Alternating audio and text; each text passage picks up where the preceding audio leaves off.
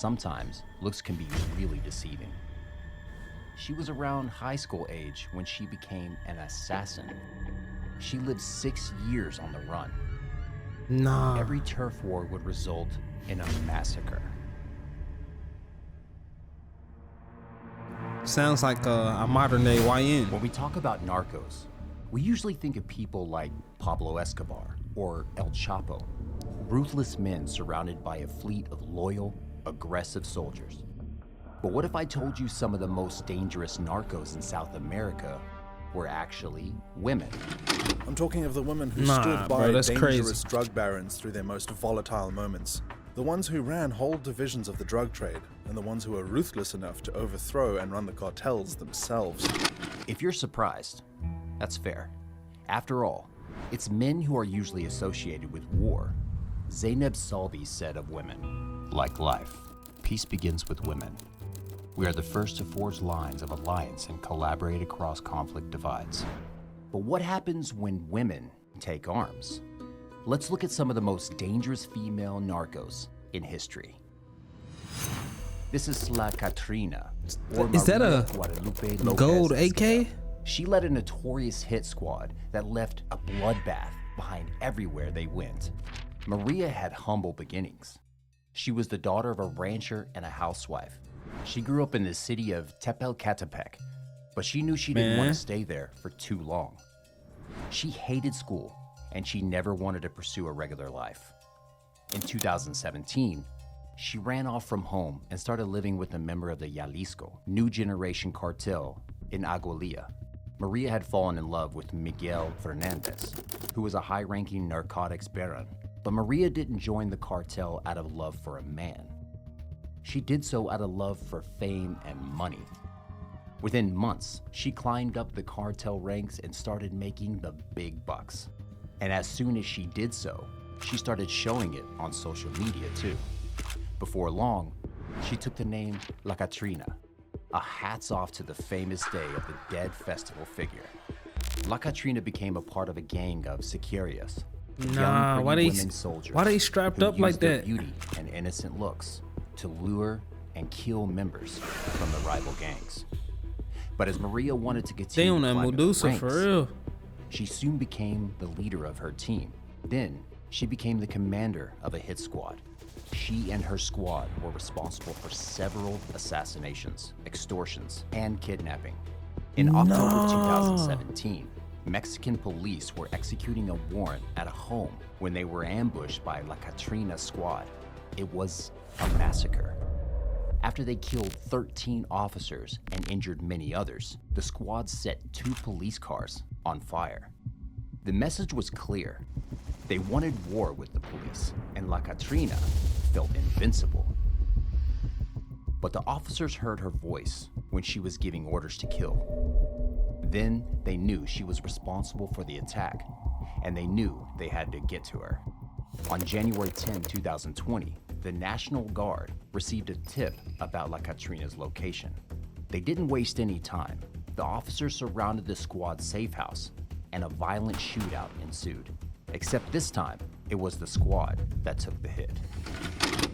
Tranquila, mija, ya viene el helicóptero por ti. Ya viene el helicóptero. Tranquila, hija, tranquila. Vas a estar bien. But La Catrina had been shot in the jugular. She was taken to the helicopter What's while all that? her men were put down on their knees and cuffed. But age 21, Maria Lopez died inside the helicopter after she lost a lot of blood. Easy come, easy go. This is Sandra Avila Beltran. She led a life filled of crime and tumultuous relationships. She's smiling And it all too. culminated with one huge move that brought her down. Sandra didn't really have a chance at a normal life. She was practically born into the Sinaloa cartel. Her mother's family were notorious heroin smugglers. Her father, Alfonso Alvilla Quintero, was the brother of the Guadalajara cartel leader, Rafael Carl Quintero. Sandra grew up in the 1960s, watching cold-blooded men do transactions and tough negotiations, and resort to violence whenever words weren't convincing enough. This was the language she knew from a very young age. By 13, She was her dad's official money counter, and at the same age, she witnessed a massive shootout. Sandra went on to study journalism at a prestigious university, but her colleagues remember her as a very withdrawn, always suspecting person. However, this was just her school persona. When she was 21, Sandra started dating Armando Carrillo Fuentes, the boss of the Juarez cartel. Around the same time, she became a prominent figure in the Sinaloa cartel, overseeing illegal substance shipments to the U.S. So they like Her relationship all with Fuentes different groups. didn't last a long time, but she would have many more, and her two marriages would be more tactical than romantic. But her husbands were ex-police commanders turned traffickers. It's a These men dangerous knew the job, ins bro. and outs Be a of the police in Mexican Mexico. police world, and their insights helped her dodge the law and become a huge figure when it came to substance smuggling. Ironically, both of her husbands were stabbed to death by hired assassins. Another one of her rumored lovers was El Chapo himself. No one knows just how romantic their relationship was, but one thing's for certain. They were once very close, and Sandra was head of public relations for the Sinaloa cartel. Then Sandra had yet another tumultuous affair. Juan Diego Espinoza Ramirez, also called the Tiger. The Tiger had strong connections to the Norte del Valle cartel in Colombia. This was just the open door she needed. Through Sandra, Colombian and Mexican cartels were now united, and she was making more money for Sinaloa than ever before. In 2001, the U.S. seized a tuna fishing boat transporting 9 tons of white snow. Imagine how many more actually came into the country before the DEA finally caught on to them. After this incident, Sandra got her nickname, the Queen of the Pacific. She also got hundreds of officers on her tail, working hard to arrest her and bring down the Sinaloa cartel. She lived 6 years on the run and suffered the kidnapping of her son as a result of her violent means of negotiation. Finally, in 2007, she was arrested. Tu nombre, por favor. Sandra Ávila Beltrán. ¿De dónde es originaria? Tijuana, Baja California. When the officer asked her what business she was in, she said clothing. Even though she was convicted and sent to prison for life, she remained adamant that she shouldn't be there. Then she complained about insects in her cell and arranged for prime conditions, food, alcohol, and cigarettes to her liking. When she was denied restaurant-made food, she claimed her basic rights were being violated. In 2015, she was released and is now living in Guadalajara. You can't tell This me is she did Jocelyn not go back to her old ways, bro. She was a young cartel assassin with a horroring story. Jocelyn's life began like many others. She was born in the 1990s to a relatively poor family in the Tamaulipas in northeastern Mexico. It's unclear whether her family has ties to the local cartels or whether their financial situation pushed her towards the illegal side of work. But from a very young age, Jocelyn became an active member of the Gulf Cartel. In fact, she was around high school age when she became an assassin for them. This is around the time she earned her nickname, La Flaca. In English, this means the skinny one. As you can see, she was quite a tiny person compared to the huge firearm she was holding. But in Mexican tradition, for real. La Flaca is also a female skeleton saint, Our Lady of Holy Death, who is sometimes depicted in artwork for the So she like popular a Day Grim of the Reaper. Dead festival. You might think, hey, it sounds pretty badass to be an assassin at age 18, but there's nothing cool about it. First of all, La Flaca took many lives under the instruction of her even more ruthless bosses. Second of all, life in the cartel is not that glorious. It's not known exactly how La Flaca climbed ranks and made it to assassin so soon, but most girls like her, young, petite girls from impoverished backgrounds, started out by being lookouts for the gang or even illegal street workers. They get treated and mistreated in every way imaginable before they gain some authority. And even then, it's not all fame and money.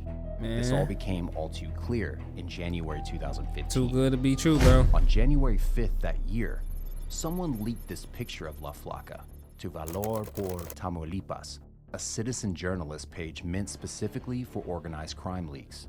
The picture quickly made it to Facebook and Twitter. People were fascinated by this small young woman with a friendly smile. It stood in pretty stark contrast to her bulletproof vest and big firearm. Who was she? Man.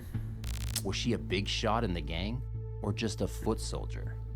Another thing that stood out and earned this photo a lot of attention was its background. Indeed, La Flaca's room didn't look anything like the luxurious villas we see in Narcos. Is this the true reality of cartel living? Is it really worth the risk of losing your life? And is it really worth taking a life if you're gonna live in poverty anyway? It seems like only the very few top dogs get to live luxuriously, while their employees only ruin their lives for them. La Flaca's picture was a window into the tragic reality of Mexican cartels. The photo got thousands of likes online. Man, that but this AR was the about big as beginning her. of the end for Jocelyn. She was a member of the Los Ciclones gang, led by Angel Eduardo Prado Rodriguez, aka Ciclone 7. At the time, they were at war with another gang, Los Metros. By leaking photos of the Ciclones members, Los Metros weakened the cartel and exposed these people, making them easy targets for the police as well as the rival gangs. And La Flaca was indeed a very easy target. Ciclone 7 sent her to fight Los Metros from Rio Bravo, which was Los Metros territory. So every day there was a death sentence for her, and eventually she met a truly gruesome end. On April 13, 2015, police officers discovered her dismembered body inside a freezer in a parking lot in Matamoros, Tamaulipas. Throughout the day, the officers kept finding more body pieces scattered across town. Some were inside plastic bags. La Flaca was only identified thanks to her distinctive tattoo. She'd written Niño on her arm. This was her family name. He chopped up and but put it in also a meant cooler? child. It's a sad irony that this was what was left of her. She really was a child when she died, somewhere between her late teens and early 20s. And to make things even more tragic, the autopsy confirmed that she had also been tortured first, as Los Metros were trying to get information about Los Ciclones' other members. La Flaca was killed together with another woman and a man. In a final gruesome act, Los you know all Metros that? took pictures of their dismembered bodies and posted them on social media with the caption, "This will happen to all the filthy who support Los Ciclones. Keep sending these fucking assholes. Violence only leads to violence, and the Mexican drug cartels are no peaceful place." This is Melissa Margarita Calderon. That was the Ojeda, craziest one so far, I ain't aka gonna lie. La China. She was the commander of a cartel army that was so Commander? violent, it shocked her soldiers, her male colleagues, and her boyfriends. Sometimes looks can be really deceiving. That's Melissa facts. Ojeda was born on August 12, 1984, in Mexico. By the time she was 20, she had already decided her fate. She was going to be a cartel leader, and she was going to do whatever she needed to get there. Two Melissa joined the ARs. Sinaloa cartel back in 2005, more precisely, the Damaso cartel, a subdivision of the Sinaloa. She was ruthless and ambitious, and she didn't care that most of the criminals around her were men. She could be just as aggressive, and when it came in handy, she also used her feminine charm as a way to climb up the ranks. By 2008, La China was commander of the armed unit, and while she was commander, the rate of crime in the area went up several times. She had a thirst for blood that was shocking even to the violent criminals in her gang. She would kill cops, kidnap people for extortion, and dismember enemies from rival gangs. Imagine that. La China and her unit were responsible for at least 178 deaths. Whenever her men would have a successful mission, A lot of souls, leaving bro. bodies behind, that is, she would reward them with big bags of white powder. But in 2014, things took a turn for the worse when the Damaso cartel leader El Grande killed Melissa's boyfriend, Eric. This hit was meant as a message to Melissa. Her time as army commander was over. You might be excused for thinking that this was the cold shower she needed. Perhaps she thought she'd better throw away her gun and return home. But violence is the only language cartel members understand. Now, Melissa was now certain she wanted blood for blood. She rallied 300 cartel soldiers to her side and started a new cartel, Las Fuerzas, together with her brand new boyfriend, Hector Pedro Camareno Gomez. He called himself El Chino to go hand in hand with La China, but even El Chino would find his girlfriend too violent. Imagine if La China was a violent, bloodthirsty commander during peaceful war times. How was she You say after a one- waged war bro. against Damascus? You say one wrong thing to her, bro, she ready to take your head off. So, every turf war would result in a massacre. And as the police were now on her tail, she would keep moving from town to town. One day, she sent one of her sicarios to get a new car for another journey. He arranged for a couple of vendors to deliver the car to Melissa. When they did, she killed them just to avoid paying for the car. The sicario was shocked and threatened La China to go to the police. That's when she cut off his forearms, shot him in the head, and buried him in her usual mass grave. This was her own man. El Chino saw this, and he couldn't take her violence anymore. Imagine being too violent for a cartel member. El Chino fled and ran straight to the police. Only they could give him protection against La China and her bloody cartel. And since he wanted to stay alive, he also tipped the police about Melissa's location. On September 20th, 2015, La China was arrested at the Cabo San Lucas International W Airport. snitch. She was just trying to flee the state. She will spend the rest of her life in prison. That's a good This snitch, is La bro. Jefe. La Jefe means the boss. And for the Mexican cartel world, it really seems like Enadina Ariano Fili is the boss. Enadina was born on April 12, 1961 in Sinaloa, into a family of traffickers. And perhaps unsurprisingly, her relatives became her role models. Enadina's older brother worked for their uncle, notorious drug lord and Guadalajara cartel boss, Miguel Angel Fili Gallardo. Enadina got a bachelor's degree in accounting, but she didn't use this to exit the cartel life. In fact, she used it to their advantage. Enadina advised her 6 brothers and helped them with money laundering as the Tijuana cartel's financial advisor. But in 1989, the Guadalajara cartel was destroyed and most of its members were arrested or killed. So a few positions of power were up for grabs. Anita started a heated relationship with Armando Lopez, who was very close friends with El Chapo. But 2 of Enadina's older brothers assassinated Armando, as they didn't agree with their relationship. Yeah, that's what you do if you don't like your sister's boyfriend. You But just this only take 'em motivated off, huh? Enadina to rise to the top of the cartel and show her brothers who's boss. So when El Chuy, the cartel's financial boss, died in 2000, she took over his position. Eventually, she did gain the upper hand over her brothers. One of them, Eduardo, was arrested in 2008.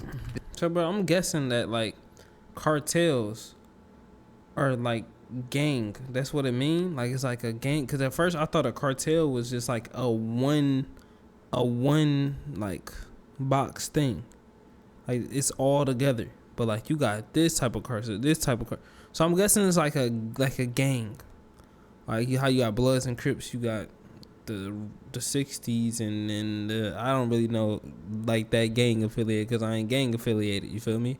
But you got all of those different subgroups inside of a major This group. is when she became the leader of the Right. Tijuana cartel. But Enadina, or La Jefe, is very different from all the women we discussed today. She very much Why is that? embodies Zainab Salvi's quote, which is pretty strange for a cartel boss. Since the 1990s, Enadina has been known for her rational, methodical approaches to business and for her peaceful negotiations. She never swears, and she never orders assassinations, and her focus is on bribes and the illegal substance trade. Sure, She's not exactly a saint, but her quiet, discreet approach has saved her skin and her sons all these years. She remains in the shadows, and she's not a priority for the DEA or the Mexican authorities, even though she is La Jefe and leads one of the biggest Mexican cartels to this day. Let us know what you think about these cases down in the comment section. And before you go, make sure you hit. Man, bro, you really can't judge a book by its cover. Cause, nah, that was crazy. I ain't gonna lie. Yeah, they most definitely some of the most dangerous women in history.